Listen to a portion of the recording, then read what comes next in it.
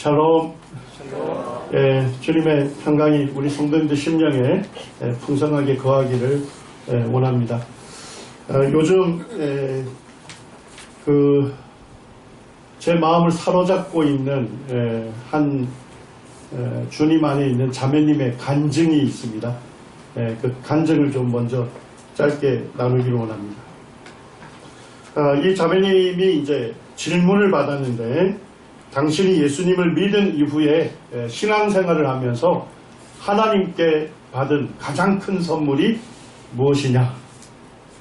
예수님 믿은 이후에 신앙생활을 하면서 하나님께 받은 가장 큰 선물이 뭐냐라고 질문을 받았습니다. 그때 이제 자매님이 이런 말씀을 했습니다.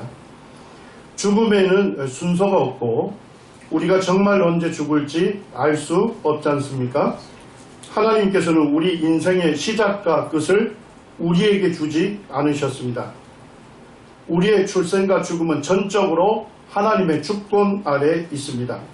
다만 하나님께서는 우리에게 허락되는 삶의 시간의 선택만을 우리에게 주셨습니다. 내가 죽음과 관련해서 확실하게 아는 것은 내가 반드시 죽는다는 사실입니다. 그리고 내가 죽음과 관련해서 확실하게 알지 못하는 것은 내 죽음의 시간이 언제일지 알 수 없다는 것입니다. 하나님은 내가 반드시 죽는다는 명확성과 나의 죽음이 언제일지 모른다는 모호성을 왜 동시에 주셨을까? 그것은 오로지 오늘 하루에 충실하게 살라는 뜻이 아닐까 생각합니다. 너가 오늘 만나는 그 사람에게 최선을 다하라는 하나님의 뜻일 것입니다. 오늘 그 사람과의 만남이 마지막 만남이 될 수 있고, 오늘 그 섬김이 마지막 섬김일 수 있고, 오늘 하루 이 순간에 하는 말이 마지막 말이 될 수 있고, 오늘 자녀와 하는 말이 그리고 이 순간 나누는 대화가 유언이 될 수 있다는 것입니다. 정말 오늘 하루 이 순간 최선을 다해야 하겠구나. 이것을 깨달은 것이 제 신앙생활에서 받았던 가장 큰 선물이었습니다. 라고 답을 했습니다. 어떻게 공감이 됩니까? 굉장히 도전이 되더라고요. 그리고 이제 이 질문을 저에게도 한번 던져봤습니다. 너가 예수님을 믿은 이후에 신앙생활을 하면서 하나님께 받은 가장 큰 선물이 뭐냐? 저도 이제 곰곰하게 생각을 해봤는데, 저도 이제 한번 답해봤습니다. 제가 받은 가장 큰 선물은 우리 눈에 보이는 세계가 전부가 아니고 영원한 세계가 있다는 것을 깨달은 것입니다. 제가 예수님을 만났을 때 영생을 얻었고, 그리고 예수님과 함께 영원한 삶을 시작했습니다. 이 세상에서 나의 주님이신 예수님을 위하여 수고하고 섬기고, 때로는 예수님을 믿는 믿음 때문에 어려움을 당하기도 하고, 심지어는 핍박을 당해도 이 땅에서의 환난은 잠시뿐이고 가벼운 것입니다. 하지만 주님께서 오셔서 주님과 함께 내가 누리게 될 영광은 지극히 큰 것이고 중한 것이고 영원한 영광입니다. 오늘 하루 지금 이 순간을 하나님의 뜻을 따라 최선의 삶을 살아야겠다는 강한 도전을 제가 받았습니다. 우리 형제자매님들도 한번 본인에게 한번 던져보시기 바랍니다. 내가 예수님 믿은 이후에 신앙생활을 하면서 하나님께 받은 가장 큰 선물이 무엇인가? 곰곰하게 생각하시고 답해보시면 우리 삶에 매우 유익하리라고 생각이 됩니다. 오늘은 살아계신 하나님, 역사하는 하나님이라는 주제로 말씀을 교제하겠습니다. 우리가 믿고 섬기는 하나님을 잘 아시죠? 하나님은 온 세계를 다스리시는 온 땅의 왕이 되시는 분이시죠. 한 나라의 통치자를 세우기도 하시고 폐하기도 하시는 분이십니다. 그리고 하나님께서는 우리에게 자신의 말씀으로 약속하신 것은 우리 삶 속에 이루시는 신실하시고 살아계신 분이십니다. 오늘 이 시간에는 하나님의 주권을 보여주는 한 역사적 사건을 통해서 하나님께서 우리에게 주시는 교훈을 받기를 원합니다. 솔로몬 왕 이후에 열왕들이 있었습니다. 많은 왕들이 있었죠. 솔로몬 왕 이후에 성경에 그의 생애가 가장 많은 분량으로 기록된 왕이 누구일까요? 히스기야 왕입니다. 히스기야 왕은 이사야서, 열왕기하, 그리고 역대하에 걸쳐서 히스기야 왕이 하나님을 어떻게 섬겼는지, 그리고 히스기야 왕이 자기 백성, 유다 백성들을 어떻게 통치했는지에 대해서 자세하게 기록이 되어 있습니다. 열왕기하 18장에 보면 히스기야가 어떠한 인물인지 우리에게 알려주고 있죠. 3절에 보니까 히스기야는 어떤 인물이었습니까? 여호와께서 보시기에 정직하게 행한 사람이었습니다. 4절에 보니까 히스기야가 여러 산당들을 제거하며 주상을 깨뜨렸다. 히스기야가 왕이 됐을 때는 이 유다 백성들이 수많은 우상들을 숭배했습니다. 자기들 지역에 산당을 짓고 그리고 거기에 가증스러운 우상들을 두고서 거기에서 그들이 제사하며 그 우상에게 목매달고 그 우상에게 간구를 했습니다. 그런데 히스기야가 왕이 되자마자 산당들을 제거하고 우상들을 깨어 붙습니다. 그리고 성전 중심의 예배를 회복을 했던 인물입니다. 5절에 보니까 히스기야는 이스라엘의 하나님 여호와를 의지하였는데 그의 전후 유다 여러 왕 중에 그러한 자가 없었으니, 히스기야는 전적으로 하나님 한 분만을 의지했어요. 자신이 하나님 한 분만을 의지했을 뿐만 아니라 자기 백성들을 하나님 한 분만을 의지하도록 도왔습니다. 6절에 보니까 히스기야는 어떤 인물이었습니까? 그가 여호와께 연합하여, 히스기야는 여호와와 연합된 사람입니다. 우리 형제님들 나무 조각 떨어져 있을 때 붙일나무 뭘 사용해야 돼요? 접착제 사용해서 딱 붙이잖아요. 그 의미를 갖고 있습니다. 히스기야는 하나님께 아주 달라붙었어요. 하나님과 하나가 됐어요. 그에게서 떠나지 아니하고 하나님에게서 떠나지 아니하고 여호와께서 모세에게 명령하신 계명을 지켰더라. 히스기야는 하나님의 말씀을 전적으로 순종하고 따랐던 경건한 인물이었습니다. 히스기야가 왕이 되기 전까지는 오랜 기간 동안 유월절 절기를 지키지 못했어요. 그런데 히스기야가 왕으로 즉위하자 유월절 절기를 회복하고, 그리고 하나님께 자신들의 백성들을 애굽에서 구원해 내신 그 하나님께 그들이 아주 풍성한 감사를 예배를 드렸습니다. 이 히스기야가 유다 왕국을 통치할 때 그때 이 유다 왕국을 침공한 제국이 있었습니다. 그 제국이 무슨 제국일까요? 아수르 제국입니다.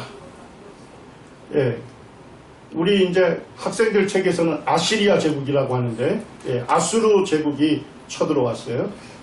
제가 지금 요게 슬라이드에 아수르 제국의 왕들 6명을 제가 쭉 기록을 해놨습니다. 자, 성경에 등장하지 않는 왕이 누구일까요? 없습니다.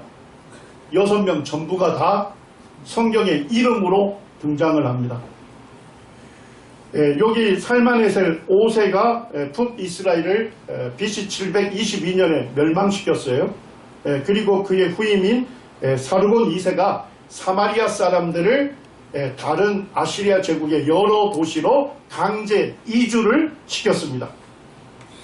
그리고 이제 사르곤 2세가 BC 705년에 사망을 해요. 그래서 그의 아들 사네립이 BC 705년에 왕으로 즉위를 했는데 문제는 동쪽의 바벨론에서 반란을 일으켰습니다. 서쪽으로는 페르키아 제국의 많은 민족들과 도시국가들이 반란을 일으킨 거예요. 요 반란을 진압하는데 4년이 걸렸습니다. 동서 반란을 진압하고 BC 701년에 어디를 침공했을까요? 히스기야 왕이 통치하는 유다 왕국을 침공을 했습니다. 이라크 고대 도시 두루샤르킨이라는 도시에 이 사르곤 왕이 궁전을 건설을 했습니다. 그리고 이제 그 궁전에 있는 벽화, 돌인데요. 그 돌을 프랑스의 고고학자들이 전부 떼어가지고 지금 이제 프랑스에 있는 루브르 박물관에다가 전시를 해놓은 겁니다. 자, 요게 두 인물이 돌에 새겨져 있죠? 저보다 얼마나 큰지 아시겠죠? 저는 지금 요까지 지금 사진이 너무 길어가지고 요까지 그려져 있는 저 찍었는데 제 키의 한 2배 정도 되는 인물이 거기에 새겨져 있습니다. 자, 요게 보니까 왕의 지팡이인 귤을 잡고 있는 왕이 있죠. 자, 이 왕이 누구일까요? 사르곤이 건설한 궁전이라면서요. 자, 누구일까요? 사르곤 왕이겠죠. 예. 성경 이사야 20장 1절에 보면 아수르의 사르곤 왕이 기록이 되어 있습니다. 예, 그 성경에 기록된 인물이 돌에도 그대로 새겨져 있는 것입니다. 그리고 그의 앞에 있는 왕세자가 누구입니까? 사르곤을 이어서 왕이 되는 사네립입니다. 예, 아수르의 왕 사네립. 예, 성경에 이 사네립이 굉장히 많이 등장을 하는데 이 인물의 얼굴까지도 새겨져 있습니다. 그러니까 이 성경에 기록된 인물들은 실제 역사 속에서 돌에 다 새겨져 있는 확인 가능한 실제 역사입니다. 그리고 성경에 기록된 사건들이 있지 않습니까? 그것은 왕들이 자기들의 치적을 기록한 비문에 빼곡하게 기록되어 있어서 성경에 기록된 말씀이 실제 역사적 사건이었음을 오늘날 우리에게 알려주고 있습니다. 지금 이제 아수르 왕 사네립이 쳐들어왔을 때가 언제입니까? 주전 701년이었습니다. 자, 주전 701년이니까 북이스라엘이 존재했을까요? 멸망했을까요? 예, 북이스라엘은 주전 722년에 멸망했기 때문에 북이스라엘의 최남단 도시 베델까지가 이미 아수르 제국의 영토가 된 겁니다. 자, 여기에서 어딜 쳐들어온 거예요? 바로 앞에 있는 유다 왕국을 쳐들어온 거예요. 자, 지금 유다 백성들과 히스기야 왕의 긴장감을 이해하시겠습니까? 예, 바람 앞에 선 등불이었습니다. 위기를 맞이한 것입니다. 그리고 아수르 왕 사네립이 지금 유다 왕국의 여러 도시들을 정복했고, 그 다음에 이제 라기스라고 하는 유대 산지를 지키는 서부 전선의 요새를 지금 포위하고 정복을 하고 있었어요. 자, 그때 그의 신하들은 어디로 보냅니까? 예루살렘으로 보내가지고 예루살렘을 포위하고 예루살렘 안에 있는 히스기야 왕에게 항복하라고 그렇게 강요를 하고 있었던 그런 생생한 장면이 성경에 기록이 되어 있는 것입니다. 제가 이제 이스라엘 성지답사를 갈 때마다 라기스 성을 방문합니다. 여기가 라기스 성을 지금 고고학자들이 발굴해 놓은 겁니다. 자, 성벽이 몇 중으로 되어 있습니까? 2중 성벽으로 되어 있습니다. 자, 그 다음에 성문을 보게 되면 한쪽에 방이 몇 칸이죠? 3칸. 좌우 몇 칸입니까, 그러면? 6칸. 요거를 육방 성문 구조라고 합니다. 가장 튼튼한 성문 형태입니다. 쉽게 얘기하면 한 성문을 파괴한다고 해서 적이 성내로 진입할 수 있습니까? 안 되죠. 또 하나를 파괴해야 하고 또 하나를 파괴해야만 그 성으로 진입할 수 있는 거예요.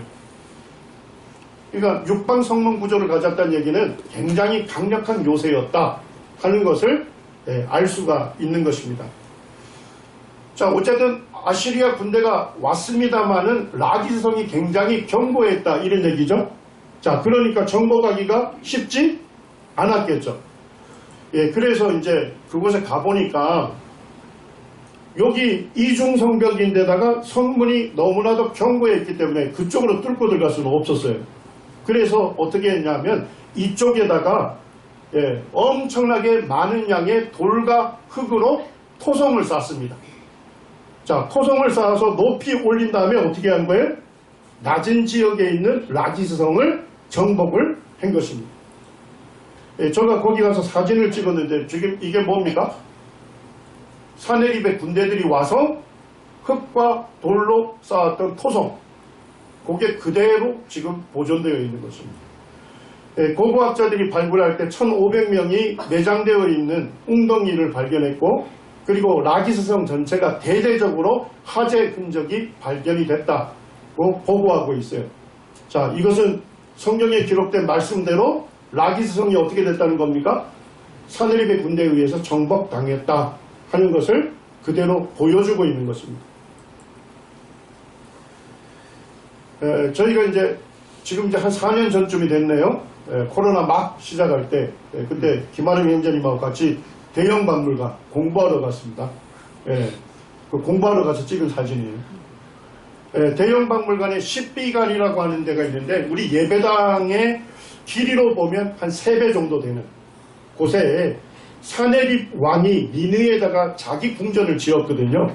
그 왕의 궁전에 있는 벽화를 전부 다 뜯어가지고 와서 지금 대형박물관에다 전시해 놓고 있어요. 근데 제가 거기 전시되어 있는 벽화를 보면서 되게 놀랐습니다. 지금 뭘 새겨놨느냐? 사내립의 군대가 라기스성을 정복하고 있는 것을 거기에다가 아주 세세하게 새겨 놓은 것입니다. 지금 이제 아시리아 군대들이 성을 파괴하는 공성용 무기를 갖고서 지금 라기스성을 공격하고 있고, 라기스성 안에는 유다의 군사들이 극렬하게 최후의 저항을 하는 그와 같은 모습이 새겨져 있습니다. 아시리아 군대들이 이런 투구를 썼거든요. 지금 이제 돌을 던지는 투석병들, 활을 쏘는 궁수들이 새겨져 있고, 이것은 무슨 장면을 새겨놨을까요? 아시리아 군대가 이 라기스성에 있는 유다 사람들을 잡게 되면 그들의 시체를 어떻게 했습니까? 뾰족한 짱대에다가 박아서 높이 매달았습니다. 왜 이렇게 했을까요? 성내에 있는 유다 백성들에게 두려움을 주기 위해서. 너희들도 포로가 되면 이렇게 된다. 그러니까 이렇게 되기 전에 뭐 하라는 겁니까? 항복하라는 그런 강요를 했던 것입니다. 지금 이것은 뭐 하는 장면입니까? 유다 포로들을 산채로, 살아있는 유다 포로들을 피부를 벗기는 잔인한 아시리아 군대들을 새겨놓고 있습니다. 자, 이 아시리아 군인들은 손에 뭐를 들고 있습니까? 유다 백성들의 잘린 목이 잘린 그 머리를 들고서 당당하게 귀환하는 아시리아 군대들을 거기다 새겨놓고 있습니다. 자, 이 당시에 히스기야 왕과 유다 백성들의 마음이 어떠했는지 이해가 되시죠? 제국 중에서 가장 잔인한 제국이 아시리아 제국이었습니다. 그리고 아시리아 제국은 그 나라의 도시를 정복하게 되면 그 사람들을 어떻게 했습니까? 강제로 다른 도시로 이주를 시켰습니다. 자, 다른 도시로 이주하게 되면 뭐예요? 다른 민족 사람들과 함께 살면서 혼혈이 되겠죠. 그렇게 되면 민족의 정체성이 말살이 되고, 그렇게 되면 결국 반란의 의지를 제거하는 그와 같은 정책을 썼습니다. 여기에 보니까 지금 유다의 포로된 백성들이죠. 아이, 엄마와 아이까지 지금 이제 꼭 필요한 그와 같은 식량을 마차에다 실어서 지금 강제로 이주해 가는 그런 장면들을 새겨 놓고 있습니다. 유다의 군사들이 포로로 끌려가고 있고, 그 한 벽화에 보니까 사내립 왕이 왕자에 딱 앉아있는 걸 새겨놨어요. 그리고 그 앞에는 유다의 포로들이 발가벗긴 채로 굴복하고 있고 왕의 처신만을 기다리고 있는 그런 모습들을 새겨놓았습니다. 그리고 그 벽에는 이 아시리아 제국의 언어인 아카드어로 이렇게 새겨놨습니다. 위대한 왕 사내립은 보좌에 앉아 계신 채 전리품들이 자신의 앞을 지나가고 있는 것을 보고 계셨다. 우리가 읽고 있는 이 성경의 기록 자체가 실제 역사에서 그대로 일어난 사건이다 하는 것을 이런 유물들이 우리에게 알려주고 있는 것입니다. 자, 사내립이 침공했을 때 히스기야 왕과 유다 백성들이 한 것은 무엇이었을까요? 자, 첫째 한 게 뭡니까? 역대하 32장 3절에 보니까 성 밖의 모든 물 근원을 뭐 했습니까? 막고자 했다 이렇게 됐습니다. 네, 성은 예루살렘 성입니다. 예루살렘 성 밖에 있는 샘물들이 있잖아요. 네, 그 샘물들을 막고자 했습니다. 자, 샘물들을 그대로 놔두면 어떻게 돼요? 아시리아 군대가 예루살렘을 포위할 거 아닙니까? 포위하고 그 안에 있는 사람들을 어떻게 하겠어요? 오랜 기간 동안 포위를 통해서 그 안에 있는 사람들을 굶주려 죽이는 아사 전략을 쓸 거 아닙니까? 자, 그러면 바깥에 있는 사내립의 군대들도 뭐가 필요해요? 물이 필요한 거죠. 그래서 그 물들을 막고 그 물들을 예루살렘 성 안으로 끌어들이는 수로 공사를 했던 겁니다. 자, 두 번째 한 것은 무엇입니까? 무너진 성벽을 보수하는 일을 했습니다. 지금 이제 그림인데요. 여기에 보면 예루살렘 성 밖에 기온 샘물이 있습니다. 그래서 히스기야 왕과 유다 백성들이 이 기온 샘물 바깥을 이렇게 위장을 해서 샘물 있는 데를 위장했기 때문에 바깥에서 못 보게 한 겁니다. 자, 그리고 그걸 어떻게 했어요? 예루살렘 성 안으로 끌어들여서 실로암 목까지 끌어들이는 수로 공사를 했습니다. 그 길이가 533m 정도 되는 긴 거리의 수로를 만든 겁니다. 자, 사내립의 군대들이 쳐들어오니까 시간이 없었겠죠. 긴박하니까 어떻게 했느냐? 양쪽에서 파고 들어간 겁니다. 한 부류는 기온샘물에서, 한 부류는 실로암 못에서 파고 들어가서 어떻게 된 거예요? 중앙에 딱 들어맞아서 개통이 된 겁니다. 이게 오늘날 토목공학적으로도 2700년 전에 이런 기술이 있었다는 것에 대해서 굉장히 놀라워한다는 기술이랍니다. 그리고 이제 제가 들어가 보니까 거기에 있는 돌이 약한 돌이 아니라 강한 석회암입니다. 강한 석회암을 뭐예요?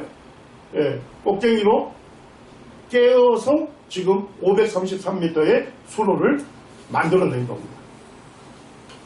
그 다음에 이제 물은 높은 데서 낮은 데로 흐르잖아요. 근데 낙차가 크면 어떻게 해요? 물이 흐르는 소리가 들리겠죠.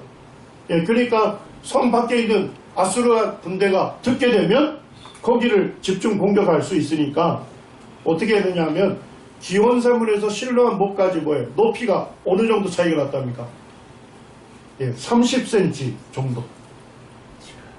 그러니까 533m를 아주 나지막하게 물이 흐르면서 소리가 안 나게 실로암 목까지 끌어들이는 수로 공사를 한 것입니다.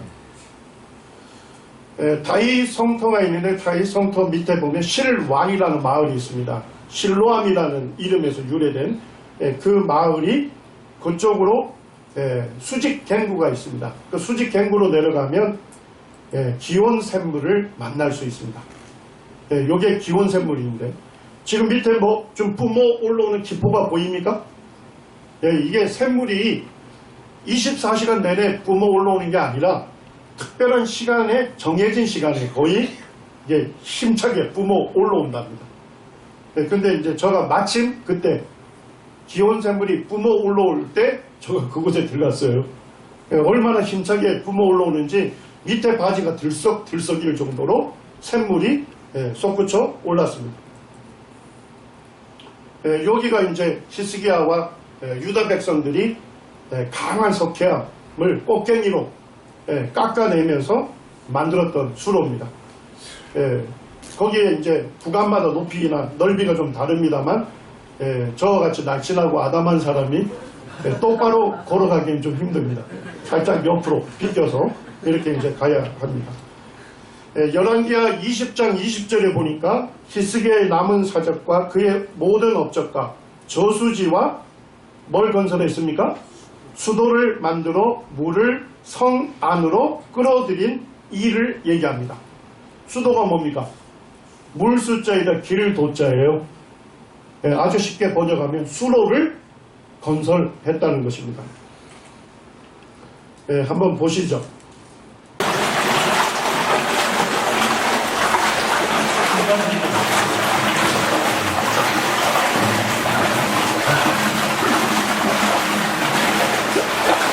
이 끝에 끝이 없다면 어떨 것 같아? 끝이 없이 물이 아주 깨끗합니다. 예, 깨끗한 물이 지금도 히스기야 수로를 따라서 흐르고 있습니다. 지금 몇 년째 흐르고 있어요?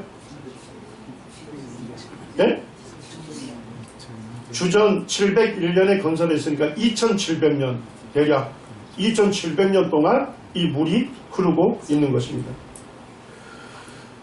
이제 실로암 못 가까이에 갔더니까 비문이 있어요. 거기에 비문이. 자, 시간이 없어서 어떻게 했습니까? 양쪽에서 파고 들어갔죠? 그리고 중앙에 왔을 때 딱 들어맞아서 개통이 됐잖아요. 그때의 감동을 히스기야 왕이 여기에다가 비문을 새겨 놓은 겁니다. 이게 이제 1880년에 아이들이 숨바꼭질 하다가 수로에 들어갔다가 이 비문을 발견을 하게 된 겁니다. 그리고 그 비문 전체가 해독이 됐습니다. 양쪽에서 서로 타고 들어갔다. 그리고 3규빗 정도 남았을 때 반대쪽에서 서로를 부르는 목소리가 들렸다. 벽에 틈을 만들었다. 그리고 터널이 맞돌렸고 돌 깨는 사람들이 돌을 팠고 도끼와 도끼가 부딪혔다. 그리고 물은 샘으로부터 연못까지 1200규빗을 흘러 들어갔다. 자, 여기서 샘은 무슨 샘이에요? 기온샘에서 샘으로부터 어느 연못까지요? 실로암 목까지 1200규빗이 흘러 들어갔다. 예, 요때 요걸 발견하면서 구약 성경에 한 규빗이라는 단위를 알게 된 겁니다. 한 규빗이 어디죠? 팔굽에서 손끝까지가 한 규빗이다 하는 것을 이 비문을 발견하면서 알게 되었습니다. 1880년대는 이 오스만 투르크 제국, 터키 사람들이 예루살렘을 정복해 있었습니다. 자, 그러니까 이 비문을 어떻게 했을까요? 돌 전체를 파가지고 이스탄불에다가 가지고 갔어요. 그래서 제가 이스탄불 고고학박물관에 갔을 때 이 비문을 지금 찾아가지고 지금 원본을 찍은 겁니다. 예. 여기 지금 히스기야 터널인데요. 그 주전 701년에 아시리아 제국의 사네립 왕이 이 유다 예루살렘을 공격해 왔습니다. 그때 히스기야 왕과 유다 백성들이 두 가지를 했습니다. 하나는 허물어진 성벽을 다시 재건하는 거였고, 또 하나는 성 밖에 있었던 기온 샘물을 그들이 사용하지 못하도록 이 수로를 닦아서 실로암 연못까지 끌어들이는 수로 공사를 했습니다. 그때 시간이 없었기 때문에 양쪽에서 동시에 뚫고 들어오다가 중간에서 만나게 됐죠. 그때의 그 감동을 요 비문에다가 고대 히브리어로 기록을 한 것입니다. 주전 701년에 이 공사가 됐으니까요. 지금 이 밑에 흐르고 있는 이 물이 지금 2700년 동안 흐르고 있는 것입니다. 그러니까 성경에 기록된 것이 역사적인 사실이라는 것을 증명해주는 그와 같은 살아있는 증거죠. 또 하나는 뭐냐면 이 아시리아 제국이 워낙 잔인하고 아주 공격적인 그런 제국이었기 때문에 이 유다의 백성들은 굉장히 그때 위협을 느끼고 있었습니다. 그렇지만 히스기야 왕이 전적으로 하나님만을 의지했고, 또 선지자 이사야는 이 성경을 펼쳐서 하나님께서 자신들을, 하나님의 백성을 지켜달라고 하는 간절한 기도를 드리게 됩니다. 하나님께서 이 기도를 들으시고 그들을 퇴치하시고 자기 백성을 보호하셨던 살아계신 하나님을 알 수 있는 현장입니다. 지금 이거는 지금 그 짝퉁이고요. 실제는 여기에 지금 원래 새겨놨던 이것이 파여져 있습니다. 이것이 이제 그 터키가 여기를 지배할 때, 오스만 투르크 제국이 지배할 때 발견이 됐기 때문에 이것들을 파가지고 이스탄불에 가져갔습니다. 그래서 제가 작년에 이스탄불 고고학박물관에서 이 증품을 보게 됐습니다. 살아계신 하나님이 나의 하나님이신 것을 인해 감사와 찬양을 드립니다. 예, 그리고 이제 수로를 나오면 여기에 물이 좀 모여 있는 데가 있는데 여기를 예전에 실로암 못이라고 했는데 실제는 이것도 수로의 일부다고 알게 됐고 좀 더 지나가게 되면 지금 실로암 못이 발굴이 되어 있습니다. 지금 요만큼 발굴이 되어 있어요. 다른 이제 역사 기록에 보면 실로암 못에 6월절 절기 같으면 유대에 있는 남자들이 다 예루살렘으로 몰려오잖아요. 그리고 그들은 성전 제사 지내기 전에 뭐부터 해야 합니까? 물로 정결 예식을 해야 하거든요. 그래서 이 실로암 못이 이 유대에 있는 남자들이 집단으로 이 정결 예식을 했을 정도로 굉장히 넓었고 엄청난 물이 있었다. 역사에서는 그렇게 기록이 되어 있습니다. 그런데 지금 이제 요만큼 발굴이 됐고 그 다음에 거기에 전부 흙들이 거기 쌓고 있어요. 있는데 제가 작년 8월에 갔더니까 지금 많이 발굴이 되고 있죠. 여기는 실로암 못 지금 발굴 현장입니다. 실로암 못이 굉장히 큰데 그동안 흙더미로 이렇게 덮여 있었습니다. 지금 흙을 드러내고 지금 고고학자들이 한층 벗겨내면서 지금 발굴을 해가고 있습니다. 예수님 시대의 이 실로암 연못은 굉장히 큰 풀이었습니다. 6월절 절기 때 유대인 남성들이 함께 와서 정결 예식을 할 정도였으니까 굉장히 큰 풀이었고요. 지금도 계속 하고 있네요. 지금 이제 현장 지금 실로암 못을 발굴하고 있는 현장입니다. 지금 이제 고고학자들이 거기에 있는 흙들을 한층 벗겨내면서 지금 발굴이 지금 되고 있는데 내년쯤 가게 되면 아마 실로암 못 대부분이 전체적으로 볼 수가 있을 것 같습니다.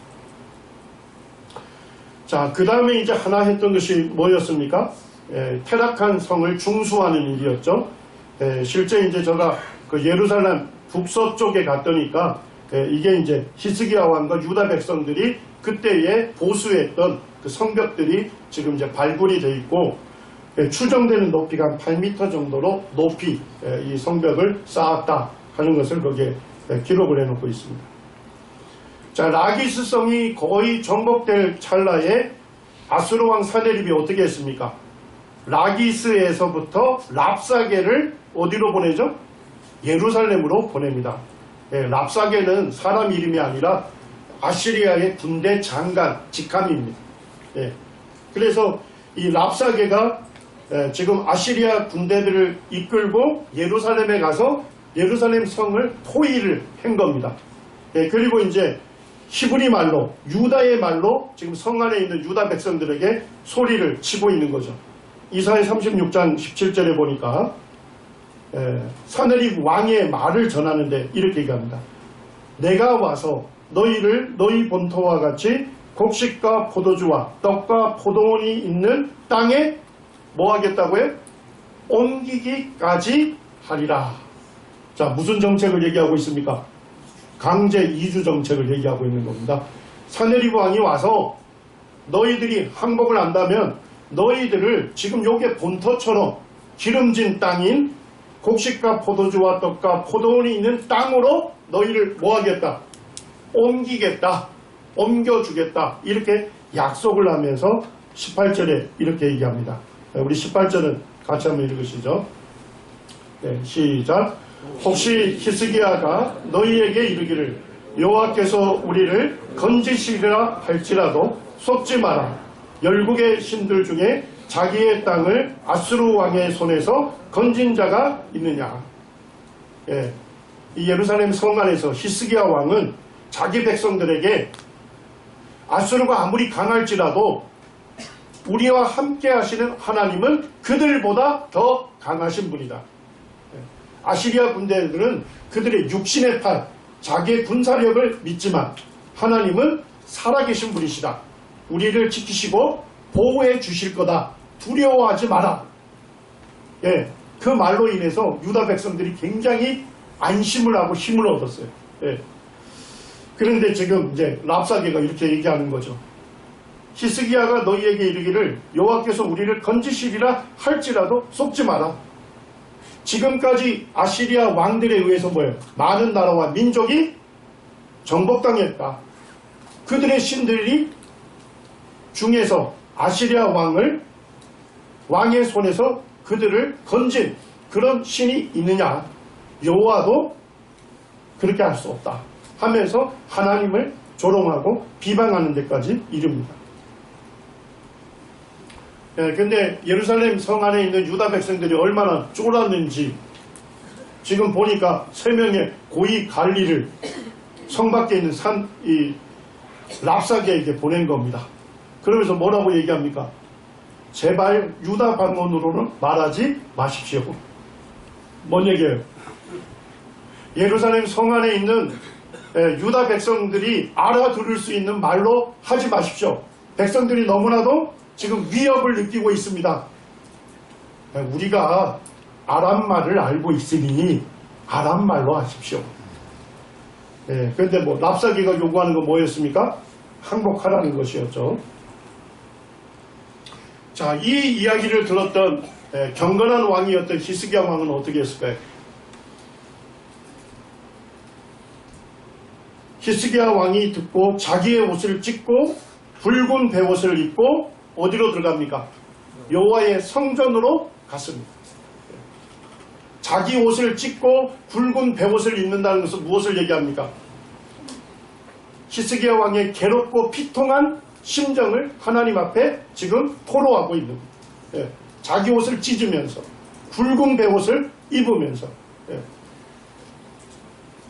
자기의 괴롭고 피통한 심정을 하나님께 토로하면서 자기 죄를 회개하고 참회하면서 하나님께 간절히 기도하고 있는 것입니다. 우리 성도님들도 주님을 믿고 이 땅에 살아가지만 내가 스스로 해결할 수 없는 많은 문제에 봉착하죠. 맞습니까? 내가 스스로 해결할 수 없는 문제들.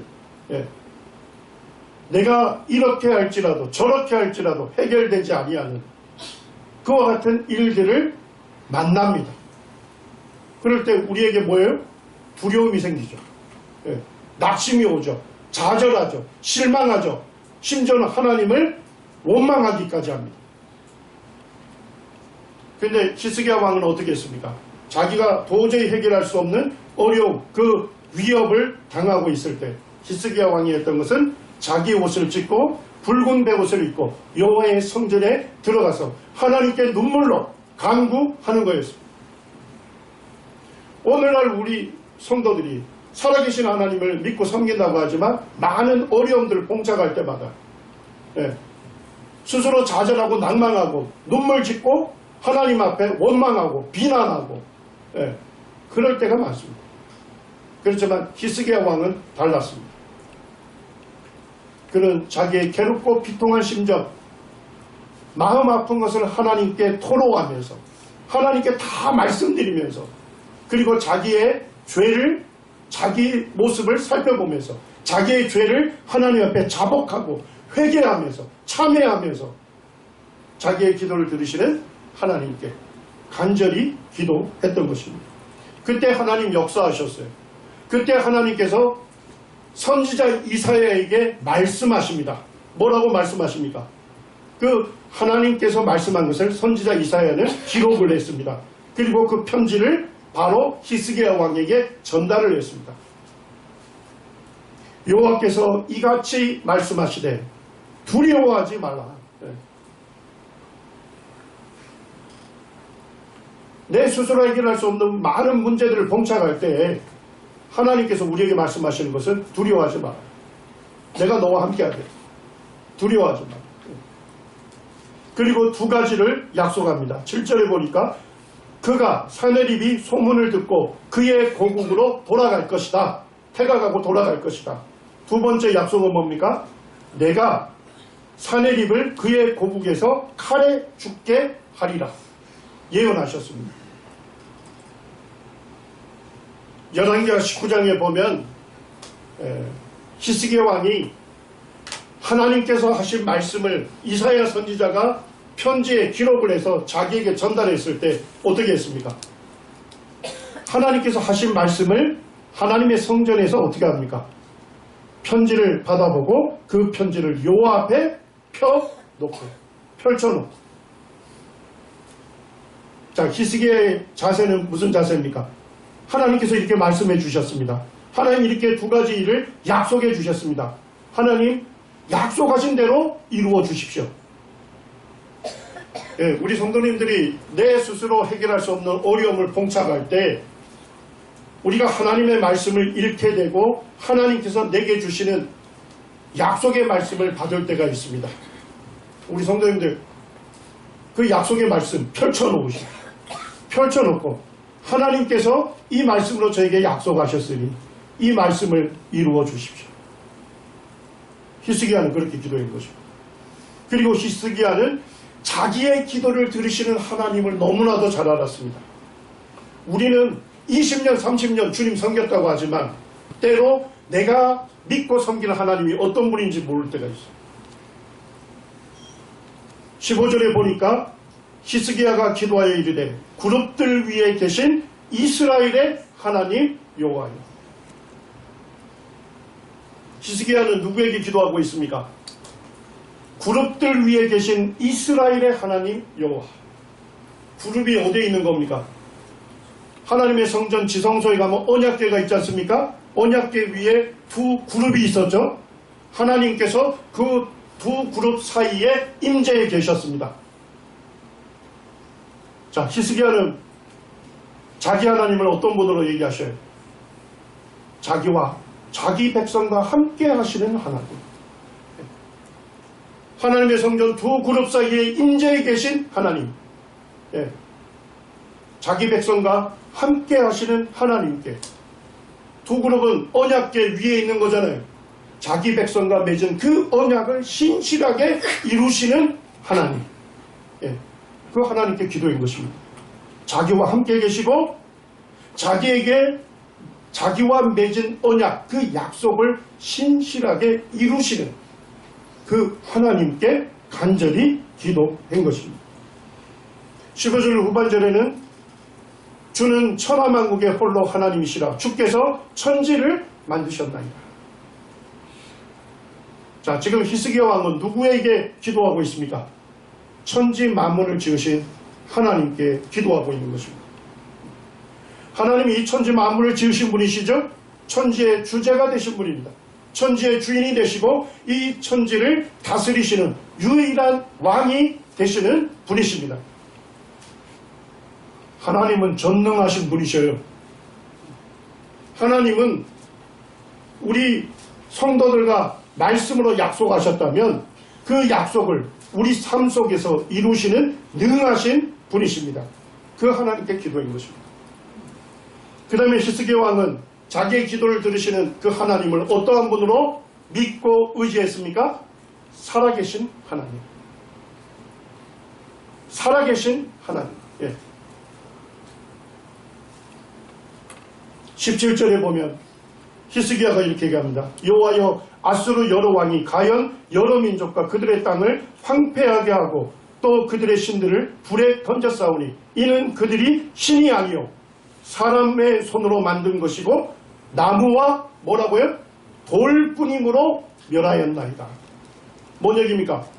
아수르 왕들에 의해서 정복된 나라들, 그 나라들이 믿고 섬기는 신들은 뭐예요? 돌에 새겨진 거고 나무에 새겨진 우상에 불과하다는 겁니다. 그들은 짝퉁신이고 거짓신이고 어떠한 능력도 없는 죽은 신에 불과하기 때문에 아수르 왕들에 의해서 그 나라들이 짓밟히고 멸망했다는 것입니다. 그렇지만 하나님은 어떤 분이셔요? 살아계신 분이십니다. 우리가 믿고 섬기는 하나님은 살아계신 분입니다. 하나님은 눈을 뜨셔서 우리가 처한 상황을 다 보시고 아시는 분입니다. 그리고 하나님은 우리가 간절히 기도하는 그 기도를 들으시는 분이십니다. 하나님의 자녀가 자기가 닥친 일로 인해서 자기가 스스로 해결할 수 없는 일로 인해서 괴로워하고 고통스러워하면서 그 문제를 하나님께 토로할 때 하나님 아버지의 마음이 어떠하겠습니까? 우리 성도님들도 자식을 길러보셨죠? 네. 자식이 어떤 스스로 할 수 없는 일을 만나서 눈물을 흘리면서 부모에게 전화하고 말할 때가 있어요. 그럴 때 부모 마음이 어떻습니까? 네. 하나님 이와 같은 마음을 품고 계신 겁니다. 간절히 기도하십시오. 하나님께 내 상한 마음, 괴로운 마음, 고통스러운 마음 하나님께 토로하면서 하나님 저를 도와주십시오. 우리 가정의 문제를 해결해 주십시오. 우리는 스스로 해결할 수 없습니다. 하나님만이 하실 수 있습니다. 하나님은 살아계신 분이에요. 우리 처한 상황을 다 눈을 떠서 보시는 분이고 간절한 기도를 들으시는 분이고 능하신 팔을 펼치셔서 우리를 보호하시고 지키시고 우리를 어려움 중에서 건져내시는 살아계신 분이십니다. 그 살아계신 하나님을 믿고 섬기고 있는 것입니다. 그리고 마지막으로 19절에 이제 히스기 왕은 우리 하나님 여호와여 원하건대 이제 우리를 그의 손에서 구원하옵소서. 그리하시면 천하만국이 주 여호와가 홀로 하나님이신 줄을 알리이다 하니라. 히스기야는 하나님께 왜 자기들을 구원해달라고 합니까? 하나님 자신의 영광을 위해서라도 우리를 구원해 주십시오. 천하만국에 오직 하나님, 살아계신 유일한 분이 여호와 하나님이심을 나타내 보이시옵소서. 그래서 하나님께서 영광을 받으시옵소서. 예, 우리의 기도, 예, 이 놀라운 고백이 있어야 하는 것입니다.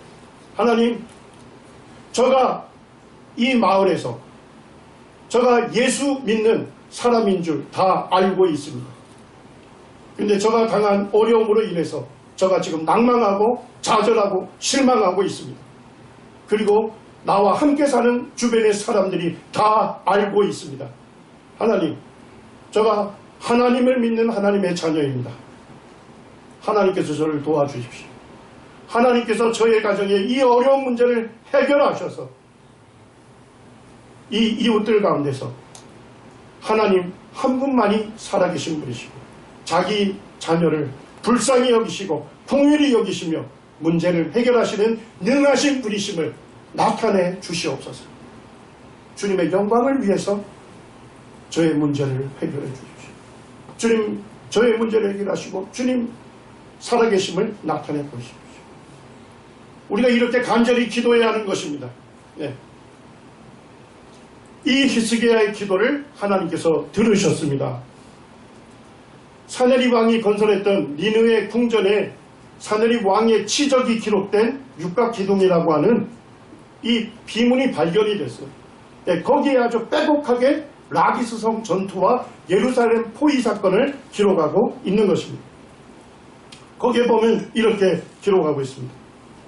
나에게 복종하지 않는 유다 왕 히스기야, 나는 세상의 새처럼 그를 예루살렘 성 안에 가두었고 나는 그를 봉쇄했고 그의 성문에 공포를 심어 주었다. 그리고 끝났습니다. 자, 왕의 치적을 기록하는 비문이라면 뭐까지 기록해야 할까요? 공포를 심어 주었고 그 견고한 성 예루살렘을 파괴했으며 그 안에 있는 수많은 사람들을 죽이고 학살하고 그들의 많은 사람들을 포로로 끌고 갔다. 이렇게 기록해놔야 하는데 그런 기록이 없습니다. 단지 뭐예요? 세상의 새처럼 히스기야를 예루살렘 성 안에 가두었고 그를 봉쇄했고 공포만 심어주고 끝난 거예요. 자, 정복한 거예요? 못한 거예요? 못한 것입니다. 예루살렘 군대가 와서 예루살렘 성을 포위했다는 것은 사실이지만 성을 정복하지 못했습니다. 아시리아 군대가 왜 갑자기 퇴각했을까요? 성경은 밝히고 있습니다. 열왕기하 19장 35절에 이 밤에 여호와의 사자가 나와서 아수르 진영에서 군사 18만 5천 명을 뭐 했다고요? 쳤다. 이렇게 되어 있습니다. 아시리아 군대에 많은 사람이 갑자기 죽임을 당한 거예요. 그런데 역사가인 헤로도투스가 쓴 역사에는 이렇게 기록되어 있습니다. 그날 밤에 들쥐떼가 아시리아 진영에 들어가 창자루, 방패 손잡이, 활, 화살 등을 깔가 먹어버렸고 수많은 군사들이 들쥐에 물려 쓰러져 있었다고 한다. 자기가 전에 들은 얘기를 역사에 기록하고 있습니다. 의학을 조금 아시는 분들은 아시리아 군대가 뭐에 의해서 몰살당했어요? 들쥐에 물려 쓰러져 있었다. 이렇게 되어 있잖아요. 들쥐에 의해서 전염되는 강력한 전염병이 뭡니까? 패스트이죠. 패스트에 의해서 고열과 폐렴으로 급격하게 사망하게 되는 것입니다. 하나님께서 어쨌든 패스트를 사용하셨던 아시리아의 수많은 군대들을 짧은 시간 내에 죽음에 이르게 함으로써 퇴각하게 됩니다. 자, 그리고 하나님 뭘 약속했습니까? 사내립이 그의 고국에서 칼에 쳐 죽임당할 것을 약속하셨어요. 37절에 보니까 사내립이 그의 신 니스록의 신전에서 경배할 때 아드람멜렉과 사레살이 사내립을 칼로 쳐 죽이고 이렇게 되어 있습니다. 그리고 아들 에살라돈이 대신하여 왕이 되니라. 역사에서는 이 아드람멜렉과 사레살이 사내립의 두 아들로 기록되어 있습니다. 사내립이 뭐예요? 자기 후궁인 에첩이 있었어요. 에첩의 아들이 에살라돈이었습니다. 막내. 그래서 이 후계 구도에 불만을 품었던 두 아들이 뭐예요? 아버지 사내립을 칼로 죽인 것입니다. 그리고 실제로 막내 아들인 에살라돈이 대신해서 왕이 됩니다. 하나님 어떤 분이십니까? 말씀으로 약속하시면요, 그 말씀을 신실하게 우리 삶 가운데 이루시는 살아계신 분이십니다.